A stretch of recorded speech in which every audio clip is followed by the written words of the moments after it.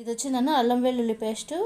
మనకు అల్లం వెల్లుల్లి పేస్ట్ అంటేనే ఎప్పుడు రెడీగా ఉండాల్సిందే. నేను 15 రోజులకి అయ్యేంత చేసి పెట్టుకునేస్తాను. బిర్యానీలకి, చికెన్ బిర్యానీ, మటన్ బిర్యానీ, కర్రీలకి, వెజిటబుల్ రైస్ ఇలాంటి వాటికన్నిటికీ ఉపయోగపడుతుంది. ముందుగా మనం తెల్లగడ్డలు పొట్టు తీసి పెట్టుకోండి. పొట్టు తీసేసి తింటే చాలా మంచిది. పొట్టుతో ఎప్పుడూ తినొద్దండి. ఇంకా అల్లంకి అంతా చెక్కు తీసేసి నీట్గా సన్నగా తరిగి పెట్టుకునేయండి.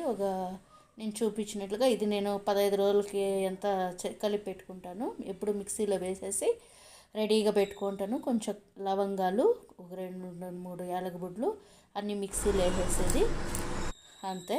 మళ్ళీ కొంచెము సాల్ట్, కొంచెం పసుపు, కొంచెం నూనె అంతే వేసేసి కలిపేసిందను.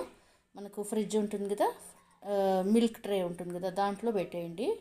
చిన్న స్టీల్ బాక్స్లోకి వేసేసినాను.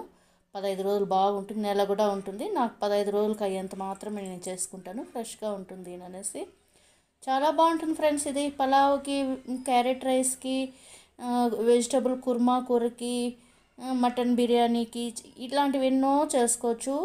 కాబట్టి మనకి ఈజీగా ఉంటుంది. ఇది రెడీగా ఉంటే కనుక మనం టక్కుమని చెప్పేసి నన్ను చేసేయచ్చు.